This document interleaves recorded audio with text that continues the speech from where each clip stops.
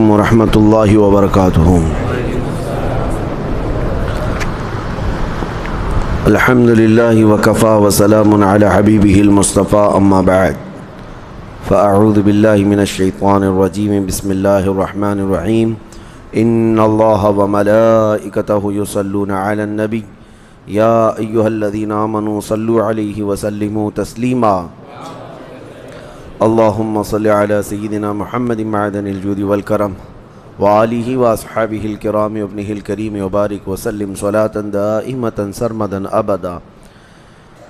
نبی اقدس صلی اللہ تعالی علیہ وسلم کی سیرت طیبہ کے باب میں ہجرت کا دوسرا سال ہے، اور میں یہ آپ کو واضح طور پر بتا دوں کہ یہ جو 10 سال گزرے ہیں مدینہ طیبہ کے، یہ اکثر غزوات میں جنگوں میں ہی گزرے ہیں۔ اتنی جنگیں ہوئیں، اتنے غزوات ہوئے، لیکن اس کے باوجود بھی بہت سارے اہم کام مدینہ طیبہ میں طے پائے جو قیامت تک کے لیے رقم ہو گئے۔ نبی پاک صلی اللہ تعالیٰ علیہ وسلم ایک چھوٹے سے غزوے میں بھی جاتے تو کم از کم 15 دن باہر مدینے سے رہنا پڑتا، تو آپ اندازہ کریں کہ سال میں کبھی 6 غزوات ہیں، کبھی 5، کبھی 6 ایک سال کے اندر۔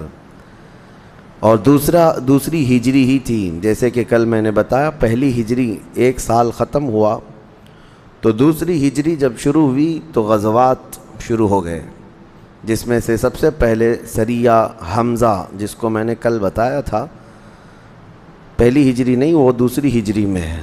حضرت امیر حمزہ رضی اللہ تعالیٰ عنہ کے ساتھ 30 لوگ نکلے تھے، اور یہ سیف البحر ایک جگہ ہے سمندر کے کنارے، ابو جہل 300 لوگوں کے ساتھ مقابلے میں آیا تھا، لیکن وہ لڑائی نہیں ہوئی۔ ایک شخص مجدی نام کا تھا جو دونوں جماعتوں کا حلیف تھا، اس نے جنگ ہونے نہ دیا تو یہ دونوں فوجیں واپس چلی گئیں۔ اس کے بعد پھر سریہ عبیدہ بن حارث ایک صحابی ہیں، ان کو 80 مجاہدین کے ساتھ حضور پاک صلی اللہ علیہ وسلم نے روانہ فرمایا تھا، اور جس کے مقابل میں ابو جہل کے بیٹے عکرمہ وہ آئے تھے تقریباً 400 لوگوں کو لے کر۔ یہ جنگ بھی ٹل گئی، لیکن جس میں حضرت سعد ابن ابی وقاص رضی اللہ تعالیٰ عنہ نے تیر چلائے تھے۔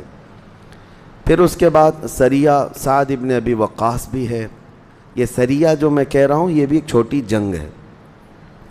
پھر غزوہ بوات، جس میں خود نبی پاک صلی اللہ تعالیٰ علیہ وسلم شریک ہوئے۔ پھر غزوہ ابوا ایک جگہ ہے 100 کلومیٹر دور مدینے سے، اس میں بھی نبی پاک صلی اللہ علیہ وسلم گئے۔ پھر غزوہ صفوان ہے۔ یہ 6 جنگیں ہوئی، اس کے بعد جنگ بدر ہوئی۔ یہ سب دوسری ہجری میں ہیں، ہجرت کا دوسرا سال چل رہا تھا، اور رمضان میں ہوئی ہے۔ اس سے پہلے آپ اندازہ کر سکتے ہیں محرم، صفر، ربیع الاول، ربیع الاخر، جمادی الاول، جمادی الاخر، رجب، شعبان، 8 مہینے گزرے، جس میں رجب کا پورا مہینہ تو جنگیں نہیں ہوتی، 4 مہینے جنگ نہیں ہوتی تھی۔ ایک رجب کا مہینہ، پھر دوسرا شوال، ذی القعدہ، ذی الحجہ، یہ ایام حج، ان کو حرمت والے مہینے کہا جاتا ہے۔ ان 4 مہینوں میں جنگ کرنا بہت برا عیب سمجھا جاتا، اور ہے بھی، قرآن نے بھی اس کو ذکر کیا ہے کہ یہ حرمت والے 4 مہینے ہیں۔ عرب برسوں سے ان 4 مہینوں میں جنگیں نہیں کرتے، اپنی تلواریں رکھ دیا کرتے۔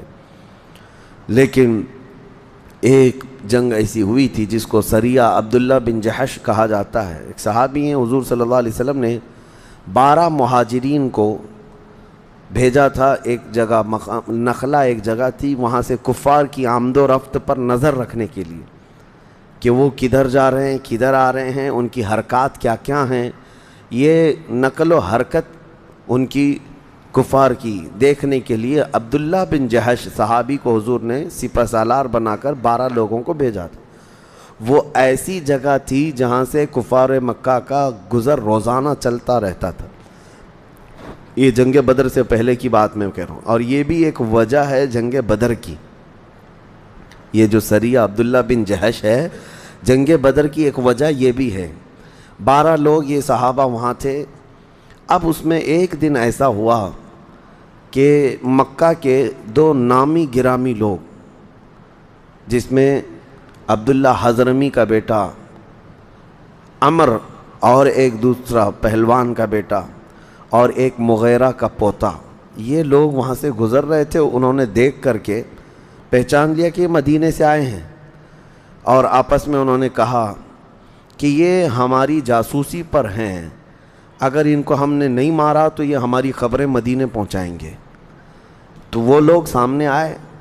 اب مسئلہ ان کے ساتھ حضرت عبداللہ بن جہش کے ساتھ یہ تھا کہ وہ ایک پورا قافلہ تھا، عمر الحضرمی کا جو ہے قافلہ تھا پورا، وہ تجارت کا قافلہ لے کر مکہ جا رہا تھا، لیکن اس نے بیچ راستے میں ہی اپنے ساتھیوں سے کہا یہ جو 12 لوگ یہاں بیٹھے ہیں یہ جاسوسی کر رہے ہیں ہمارے، اگر ان کو چھوڑ دیا جائے تو یہ مدینے ہماری خبریں پہنچائیں گے، لہٰذا ان کے ساتھ کچھ کرنا چاہیے۔ حضرت عبداللہ بن جہش کو یہ خبر مل گئی کہ یہ قافلے والوں نے ہم پر نظر ڈال لی، اب کیا کریں؟ مسئلہ یہ تھا کہ رجب کی آخری تاریخ تھی، جنگ حرام ہے، جنگ کرنا اس میں حرام ہے، حرمت والا مہینہ چل رہا ہے۔ تو حضرت عبداللہ بن جہش نے ساتھیوں سے مشورہ کیا، دو میں سے ایک آپشن ہے ہمارے پاس، اگر ہم نے لڑائی نہیں کی تو یہ ہم سب کو گرفتار کر کے مکہ لے جائیں گے، ہم 12 لوگوں کو قیدی بنا کر کے مار ڈالیں گے، یا اگر ہم جنگ کرتے ہیں تو رجب کے مہینے میں جنگ کرنے کا گناہ اٹھانا پڑے گا، دو میں سے ایک ہے۔ پھر اس بات پر اتفاق ہو گیا نہیں، جان بچانا فرض ہے، ہم لڑیں گے اور اپنی جان بچائیں گے اور حرمت والے مہینے کا جو کفارہ ہوگا وہ ادا کریں گے اور بارگاہ مصطفیٰ میں اس مسئلے کو رکھیں گے۔ تو انہوں نے پیغام آنے کا انتظار نہیں کیا اور اس قافلے کے ساتھ لڑ پڑے جو تجارت کا قافلہ آیا تھا۔ تو یہ 12 مجاہدین جو صحابہ تھے اس پورے تجارتی قافلے میں جتنے تھے جو لڑنے کے لیے کھڑے ہو چکے تھے، ایسی لڑائی کی کہ ان سب کو مار ڈالا۔ عمر الحضرمی، مغیرہ کا پوتا، سب کے سب موت کے گھاٹ اتر گئے، اور یہ پہلی جنگ ہے جس میں موت ہوئی، یعنی اس سے پہلے تیر بازی ہوئی، تلواریں ہوئی، لیکن جنگیں نہیں ہوئی تھیں باضابطہ۔ یہ سریہ عبداللہ بن جہش جس میں 3 لوگ مارے گئے تھے، بڑے بڑے جو ہیں وہ کفار کے نامی گرامی لوگوں کے بیٹے تھے، اور اس کے بعد حضرت عبداللہ بن جہش کے ہاتھ میں یہ مال غنیمت بھی آیا اور سب لے کر کے مدینے آ گئے۔ حضور صلی اللہ علیہ وسلم سے معاملہ عرض کیا کہ ایسا ایسا معاملہ ہوا ہے، رجب کی آخری تاریخ تھی۔ تو اب حضور پاک صلی اللہ تعالیٰ علیہ وسلم نے فرمایا تم نے جو کیا وہ بالکل ٹھیک ہے، اس لیے کہ تمہاری جان کی حفاظت یہاں بہت ضروری تھی، تم رسول اللہ کی اطاعت میں تھے۔ اب یہ رجب کی تاریخ ختم ہو گئی، شعبان آیا، مکہ میں یہ خبر پھیل گئی عمر حضرمی مارا گیا ہے، مغیرہ کا پوتا مارا گیا ہے، فلاں بن فلاں مارا گیا ہے۔ مکہ میں کھلبلی مچ گئی کہ اتنے بڑے بڑے گھر والوں کو مدینے سے چند لوگ آ کر مار گئے، حالانکہ وہ مارنے کے لیے نہیں آئے تھے، لیکن وہ اپنی جان بچانا چاہ رہے تھے۔ یہ مکہ کا جو قافلہ تجارت کا تھا یہ خود زبردستی اترے مقام نخلا میں، اور رسول اللہ کے یہ 12 صحابہ کو مارنا چاہتے تھے لیکن خود مر گئے۔ بات یہی تھی۔ اب مکہ والوں میں انتقام کی آگ بھڑک گئی، کہا کہ انہوں نے ہمارے بیٹوں کو مارا ہے، اب ہم بدلہ لیں گے۔ اسی بدلے کی آگ میں وہ 1000 لوگوں کو لے کر کے رمضان میں بدر تک آئے۔ تو سریہ عبداللہ بن جہش جو ہے وہ بھی ایک سبب تھا جنگ بدر کا۔ جنگ بدر میں وہ اپنے بدلہ لینے کے لیے آئے تھے۔ اب جو جنگ بدر ہوئی اس کی تفصیلات میں نے آپ کو بتا دیا ہے، کیسے کیسے ہوئی، اس جنگ میں کیا کیا معاملات ہوئے۔ بہرحال 17 رمضان المبارک 2 ہجری کو جنگ بدر واقع ہوئی۔ اس میں نبی پاک صلی اللہ تعالیٰ علیہ وسلم کا ایک عظیم درس ملتا ہے، میں آپ کو بتاؤں۔ 2 صحابہ جو جنگ بدر میں شریک نہیں تھے، مدینے سے آئے نہیں تھے، ایک حضرت حذیفہ اور ایک دوسرے صحابی ہیں، یہ کہیں دوسری جگہ سے آ رہے تھے بدر میں جانے کے لیے۔ بیچ راستے میں کافروں کی ایک جماعت نے ان کو پکڑ لیا، وہ بھی بڑے بڑے لوگ تھے کفار۔ یہ دونوں صحابہ کو پکڑ لیا اور کہا کہاں جا رہے ہو؟ یقیناً تم محمد صلی اللہ علیہ وسلم اور ان کے ساتھیوں کی مدد کرنے کے لیے بدر میں جا رہے ہو، جنگ میں۔ حضرت حذیفہ اور ان کے 2 ساتھی تھے، ظاہر سی بات ہے جا تو وہاں رہے تھے. انہوں نے کہا ہم جا تو رہے ہیں. تو ان کافروں نے کہا کہ اسی شرط پر تم کو چھوڑا جا سکتا ہے کہ تم جنگ میں ان کی مدد کے لیے نہیں جاؤ گے, ورنہ ہم یہاں تمہیں مار ڈالیں گے. تو انہوں نے وعدہ کر لیا, حضرت حذیفہ نے وعدہ کر لیا کہ ٹھیک ہے میں وعدہ کرتا ہوں کہ وہاں بدر میں مدد کے لیے نہیں جاؤں گا. ان کی جان چھوڑ دی گئی. بدر کے میدان میں جب صف آرائی ہو رہی تھی, عین لڑائی کے وقت یہ دونوں صحابہ میدان بدر میں آ گئے. لیکن رسول کریم صلی اللہ تعالیٰ علیہ وسلم سے انہوں نے آ کر عرض کیا کافروں کی ایک جماعت نے ہمیں گرفتار کیا اور زور زبردستی ہم کو وعدہ لیا کہ تم اگر مدد کے لیے جاؤ گے تو ہم تمہیں مار ڈالیں گے یہیں پر, یا وعدہ کرو کہ اگر ان کے مدد کے لیے نہیں جا رہے ہو تو ہم تمہاری جان چھوڑ دیں گے. نبی پاک صلی اللہ تعالیٰ علیہ وسلم نے جیسی یہ سنا, صفوں سے ان دونوں صحابہ کو الگ کر دیا اور فرمایا ہم عہد کے پابند لوگ ہیں, چاہے دنیا میں کسی سے بھی عہد کیا جائے اس کو پورا کرنا محمد عربی کے غلاموں کا کام ہے. دنیا میں کون ہے آج جو جنگ کے میدان میں سے حضور صلی اللہ علیہ وسلم نے دونوں صحابہ کو الگ کر دیا, کہا جن سے وعدہ کیا ہے اگرچہ وہ کفار کی جماعت ہے لیکن ہم عہد و پیمان والے لوگ ہیں. تو ان دونوں کو جنگ بدر میں شریک ہونے نہیں دیا حضور پاک صلی اللہ علیہ وسلم نے آخری تک کہ تم نے جو وعدہ کیا اس کو برقرار رکھو. جنگ بدر کے اور بھی بہت سارے اہم پیغامات ہیں. جب یہ ختم ہو گئی تو واپس جب بدر کے لوگوں کو لے کر حضور صلی اللہ تعالیٰ علیہ وسلم تشریف لا رہے تھے مدینے کی طرف, 3 دن تک بدر کے میدان میں آپ نے قیام فرمایا اور وادی صفرا ایک جگہ ہے وہاں پر مال غنیمت سب کو تقسیم کیا. اب جو 70 قیدی آئے تھے ان کو فدیہ لے کر کے حضور آزاد کر رہے تھے. کسی سے 4000 درہم فدیہ دیں اور آزاد ہو جائیں. اس میں جو لوگ فدیہ دینے کی طاقت نہیں رکھتے تھے ان کے لیے دوسرا آپشن تھا کہ وہ انصار کے 10 بچوں کو لکھنا سکھا دیں یا کوئی ہنر جانتے ہیں تو سکھا دیں اور آزاد ہو جائیں. یہ جنگ بدر کے قیدیوں کے ساتھ میرے آقا صلی اللہ علیہ وسلم کا سلوک تھا. اور اس کے بعد اس میں ہی حضرت عباس جو حضور کے چاچا ہے, وہ ایمان لائے ہوئے نہیں تھے لیکن کافروں کی طرف سے لڑنے آئے تھے اور قیدیوں میں آ گئے. اب جب وہ آئے تو ان کے اوپر بوجھ تھا وہ خود کا بھی فدیہ دیں اور اپنے بھتیجے عقیل بن ابی طالب یعنی حضرت علی کے سگے بھائی, وہ بھی بدر میں سامنے تھے, عقیل بن ابی طالب اور حارث عمر بن حارث غالباً یہ بھی حضور صلی اللہ علیہ وسلم کے چچا کے بیٹے ہیں, وہ بھی کافروں کی طرف سے تھے. تو حضرت عباس اور ان کے 2 بھتیجے دونوں قیدیوں میں ہیں. ان سے کہا گیا اب ان تینوں کا فدیہ آپ کے اوپر ہے, آپ دے دیجئے اور آزاد ہو جائیے. انہوں نے کہا میرے پاس اتنا مال نہیں ہے, نہ ہی میرے پاس کوئی چیز رہ گئی ہے. حضور صلی اللہ علیہ وسلم نے فرمایا مکہ سے منگوا لیجئے. تو انہوں نے کہا وہاں پر بھی میرے پاس اتنا مال نہیں ہے. نبی پاک صلی اللہ علیہ وسلم نے فرمایا چچا آنے کے وقت اپنی بیوی ام الفضل کو جو سونے کے سکے دے کر آئے تھے وہ منگوا لو, جو آپ نے محفوظ رکھنے کے لیے کہا تھا. حضرت عباس اس وقت کیا کہتے ہیں, قسم اس رب ذوالجلال کی جس نے آپ کو حق کے ساتھ نبی بنا کر بھیجا ہے, یہ راز میرے اور میری بیوی کے علاوہ کوئی نہیں جانتا تھا, اور کوئی غیب کیا تم سے نہاں ہو بھلا, یہ میرے مصطفیٰ کا علم تھا. حضرت عباس نے تینوں کا فدیہ ادا کیا اور اس کے بعد پھر مسلمان بھی ہو گئے. اسی میں یہ جنگ کی جو اگر عجائبات بتاؤں تو بہت طویل ہے کہ یہ جنگ دنیا کی ایسی جنگ ہے جس میں آمنے سامنے لوگوں کا بڑا امتحان تھا. ادھر ماموں ہے سامنے بھانجا ہے, ادھر چاچا ہے سامنے بھتیجا ہے, ادھر بھائی ادھر بھائی, ادھر باپ ادھر بیٹا, پورے کے پورے رشتے ہیں. حضرت ابوبکر ادھر ہیں بیٹا ادھر ہے, حضرت عمر ادھر ہیں ماموں ادھر ہے. حضرت عمر رضی اللہ تعالیٰ عنہ کا سگا ماموں ہے ابو جہل, 1-2 نہیں, خود رسول کریم صلی اللہ علیہ وسلم کے داماد ابو العاص حضرت زینب کے شوہر جنگ بدر کے کافروں میں ہے. حضور صلی اللہ علیہ وسلم کی بڑی بیٹی حضرت زینب جن کے نکاح میں تھے ابو العاص, وہ ایمان لائے نہیں تھے کیونکہ ان کا نکاح ہجرت سے پہلے ہی مکہ میں ہو گیا، اور حضرت زینب تو اسی وقت ایمان لائی تھیں جب حضور نے اعلان فرمایا۔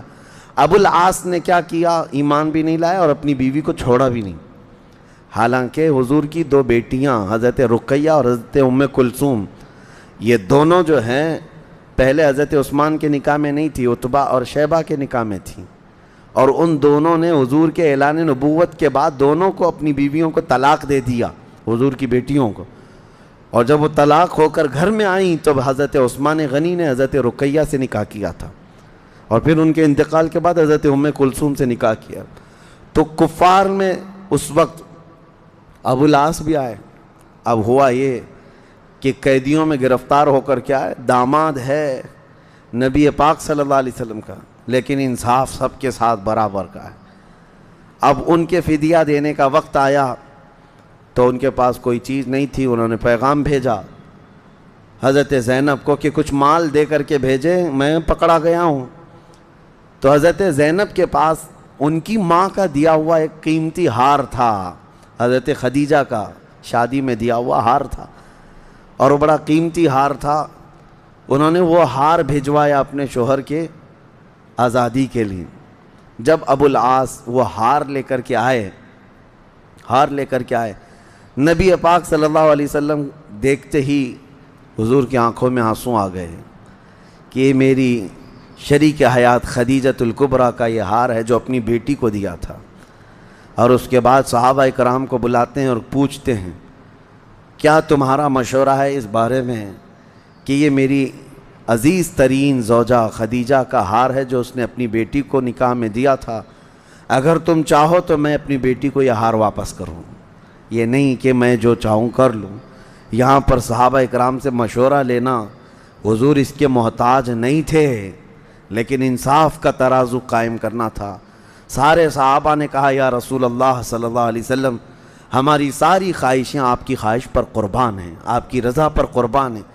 حضور نے ابو العاص کو وہ ہار واپس کیا اور آزاد بھی کیا، وہ گئے مکہ واپس۔ اور اس کے بعد ہوا یہ کہ ابھی بھی ایمان لائے نہیں تھے، لیکن ایک بار مکہ سے تجارت کے لیے کہیں ملک شام گئے اور واپسی میں آ رہے تھے، پھر ایک جگہ مٹ بھیڑ ہو گئی صحابہ کے ساتھ، کیونکہ وہ ایسا قافلہ تھا جو دشمن قافلہ تھا اور صحابہ سے لڑ رہا تھا مدینے کے باہر، اس میں پھر ابو العاص سامنے ہے۔ ہوا یہ کہ دوبارہ وہ ہار گئے، وہ قافلہ بھی جو ہے صحابہ کے ہاتھ میں آ گیا، پھر گرفتار کر کے مدینے لے کر آئے، داماد دوسری بار گرفتار ہو کر مدینے آئے۔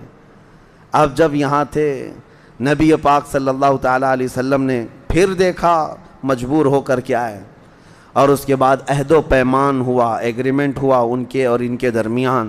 نبی پاک صلی اللہ تعالیٰ علیہ وسلم نے صحابہ سے کہا تم اگر چاہو تو ان کو قافلے سمیت واپس کر دو مکہ۔ حضور کی نگاہیں بہتر جانتی تھیں، صحابہ نے وہ پورا قافلہ ابو العاص کے حوالے کر دیا، وہ صحیح سلامت مکہ آ کر کے جس کا نفع تھا، جس کا تجارت میں نفع تھا، سب کا حصہ دے دیا، اور اس کے بعد خانہ کعبہ کے پاس آ کر کے بلند اعلان سے کہا کہ لوگوں گواہ ہو جاؤ میں اسلام قبول کرتا ہوں، اس لیے کہ میں نے محمد عربی صلی اللہ علیہ وسلم سے زیادہ اس روئے زمین پر انصاف کرنے والا کسی کو نہیں دیکھا، اور میں اسلام بہت پہلے ہی لاتا، لیکن لوگ مجھے یہ طعنہ نہ دے دیں کہ مکہ سے مال لے کر چلا گیا مدینے اور مال نفع کمایا اور ہم سب کا مال دینا پڑے گا، اس لیے اس نے اسلام قبول کر لیا۔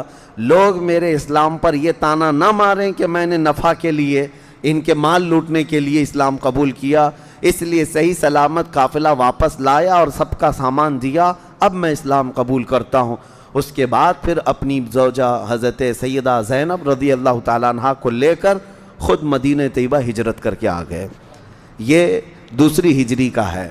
اب جو بدر کے انجام تھے اس میں ابو جہل مارا گیا، بڑے بڑے کافر مارے گئے۔ اب جب نبی پاک صلی اللہ علیہ وسلم واپس تشریف لا رہے تھے، مکہ کی حالت ایسی تھی کہ کسی کو رونے کی اجازت نہیں تھی، کہ بدر میں جو لوگ مرے ہیں ان کے غم میں کسی کو رونے کی اجازت نہیں تھی، اس کو برا سمجھتے تھے لوگ کہ ہار گئے اور اس کے بعد پھر اپنے بیٹوں کے اور اپنے بھائیوں کے موت پر رو رہے ہیں، کسی کو رونے کی اجازت نہیں تھی، ایسے حالات تھے۔ اور اس جنگ میں ابو لہب نہیں آیا تھا جو پکا گستاخ ہے، وہ آیا نہیں تھا، لیکن اس نے بدر کے حالات اتنے سنے کہ بیمار ہو گیا کہ ایسے ایسے مارا ہے، ایسے مارا ہے، ویسے مارا ہے۔ وہ سن کر کے بیچارہ بیمار ہو گیا کہ ہمارے مکہ کے لوگ ایسے مارے گئے بدر میں، اور جس کو کہتے ہیں بہت زیادہ صدمہ لے لیا، اور اس کے بعد بیماری ایسی لگ گئی کہ بدن میں چیچک پڑ گئے، اور چیچک کی بیماری کو عرب لوگ بہت منحوس بیماری سمجھتے تھے، اور اسی بیماری میں ابو لہب کی موت ہو گئی۔ اور موت ہونے کے بعد وہاں پر اپشگن سمجھا جاتا تھا، چیچک میں مرا ہوا آدمی جو ہے اس کو یہ سمجھا جاتا تھا کہ اس کے ذریعے سے اب سب کو بیماری پھیلے گی۔ آج ہمارے ہاں بھی بیچارے جو ہندو لوگ ہیں وہ بہت ساری ایسی موتوں کو ہاتھ بھی نہیں لگاتے، بیچارے کورونا میں کتنے تو باپ ایسے چلے گئے، ان کا بیٹا کوئی پکڑنے بھی نہیں آیا۔ اسلام میں یہ نہیں ہے میرے عزیزو، چاہے وہ کسی بھی طرح کی موت میں مرے۔ الحمدللہ میں نے دیکھا ہے، میرے ایک ساتھی ہیں، میرے سے جونیئر ہیں اگرچہ، وہ انگلینڈ میں رہتے ہیں، لیکن تقریباً 200 سے زیادہ باڈی ایسی جو کرونا میں ختم ہو چکے تھے، ان کو اپنے ہاتھوں سے نہلایا بھی ہے، کفنایا بھی ہے اور دفنایا بھی ہے۔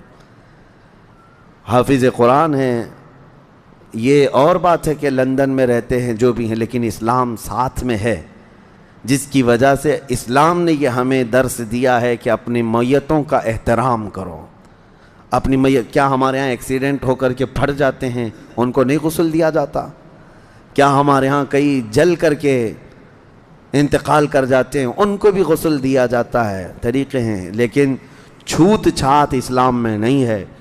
ابو لہب تو مر گیا، لیکن 3 دن تک اس کے بیٹوں نے ہاتھ نہیں لگایا، اور اس کے بعد ہوا یہ کہ کیا کریں، لوگوں کی باتیں سننے کے ڈر سے اس کے بیٹوں نے لاش کو کپڑے میں باندھ کر کے اٹھایا اور ایک گڑھے میں لے جا کر ڈال دیا، اور ایسے ڈالا کہ مٹی ڈھانکنے کی بھی ان کے پاس فرصت نہیں تھی۔ روایت ہے کہ جب سب لوگوں کو پتہ چلا کہ کھلے گڑھے میں ابو لہب کی لاش ہے، تو لوگ سب جگہ سے آئے کہ اس کی نحوست پورے مکہ میں نہ آئے، بڑے بڑے پتھر سب ہاتھوں میں لائے اور اتنے پتھر اس پہ ڈالے کہ وہ قبر بھر گئی۔ یہ انجام ہے اس گستاخ کا جس نے سب سے پہلے میرے آقا کو گالی دی تھی، تباً لک یا محمد، اے محمد تمہارے ہاتھ ٹوٹ جائیں، تمہارا ہاتھ برباد ہو، نعوذ باللہ۔ اس کی مذمت میں اللہ نے قرآن کی پورے سورہ اتاری، تبت یدا ابی لہب و تب، ابو لہب کے دونوں ہاتھ برباد ہو جائیں۔ اللہ کریم نے اس گستاخ رسول کا جواب دیا، اور آج تک ہم تلاوت کرتے ہیں۔ یہ بھی 2 ہجری میں مرا ابو لہب مکہ میں۔ اس کے بعد جو بدر کے بعد کے جو حالات ہیں، نبی پاک صلی اللہ علیہ وسلم مدینے جب تشریف لائے، کل میں نے سہون یہ کہا تھا حضرت فاطمہ الزہرا رضی اللہ تعالیٰ عنہا کی شادی حالانکہ وہ بدر کے بعد ہوئی اور 2 ہجری میں ہوئی، اور حضرت مولا کائنات علی مرتضیٰ رضی اللہ تعالیٰ عنہ کے ساتھ جو نکاح ہوا مسجد نبوی میں، نہایت سادگی کے ساتھ نکاح ہوا۔ ایک صحابی ہیں، انہوں نے اپنا مکان تحفے میں دیا کہ رسول اللہ کی لخت جگر اور ان کے داماد یہ رہیں۔ وہ مکان کہاں دیا گیا تھا؟ حضور صلی اللہ علیہ وسلم کا جو حجرہ حضرت عائشہ کا تھا، اس حجرے سے بالکل متصل لگا ہوا حضرت فاطمہ اور حضرت علی کا حجرہ تھا، یہ وہاں بنا۔ اور آج میں بتاؤں الحمدللہ حضور پاک صلی اللہ علیہ وسلم جن جالیوں میں آرام فرما ہیں، وہ پوری جالیاں ان میں حضرت عائشہ صدیقہ کا مکان ہے اور سیدہ فاطمہ الزہرا کا مکان ہے۔ یہ دونوں مکان اس جالی کے اندر آ چکے ہیں آج جہاں روضہ رسول ہے۔ حضرت فاطمہ الزہرا کو مختصر جہیز دیا گیا تھا، آپ نے سنا ہوگا، کھجور کے چھال کا ایک گدا تھا، ایک پنچکی تھی، ایک مشکیزہ تھا، اور کچھ سامان جو تھے۔ لوگوں میں یہ ایک چیز مشہور ہے کہ حضرت فاطمہ کا جہیز یہ تھا، لیکن ایک نقطہ میں یہ بتاؤں، جہیز کو اسی سے لوگ کمپیئر کر کے یہ کہتے ہیں اتنا جہیز تو رسول اللہ نے اپنی بیٹی کو دیا تھا۔ آپ کو یہ بات نہیں معلوم، یہ جہیز جو حضور نے دیا تھا وہ حضرت علی سے کہا تھا کہ یہ پیسے لاؤ اور یہ سامان خریدو، شوہر کے پیسوں سے ہی جہیز خریدوایا گیا تھا۔ ہاں یہ اور بات ہے کہ نبی پاک صلی اللہ علیہ وسلم دونوں کے سرپرست تھے، حضرت علی رضی اللہ تعالیٰ عنہ کے بھی، حضرت فاطمہ الزہرا کے بھی، تو آپ نے نکاح فرمایا اور دونوں کے لیے یہ دوسری ہجری کے واقعات ہیں، اور جو اہم واقعات ہیں اس میں یہ ہے کہ اسی دوسری ہجری میں رمضان کے روزے فرض ہوئے، دوسری ہجری میں ہی زکوٰۃ فرض ہوئی، دوسری ہجری میں ہی نبی پاک صلی اللہ تعالیٰ علیہ وسلم نے بہت سارے احکامات جو اسلام کے ہیں وہ فرض قرار دیے۔ نماز تو پہلے فرض تھی، لیکن رمضان کے روزے اور زکوٰۃ یہی دوسری ہجری میں فرض کیے گئے۔ یہ دوسری ہجری کے اہم واقعات تھے۔ انشاءاللہ اس کے بعد آگے کی تفصیل عرض کریں گے۔ اللہ کریم جب تک زندہ رکھے، رسول اللہ کے جلووں میں زندہ رکھے، اور جب موت آئے تو میرے آقا کے قدموں میں موت عطا فرمائے۔ وآخر دعوانا ان الحمد للہ رب العالمین۔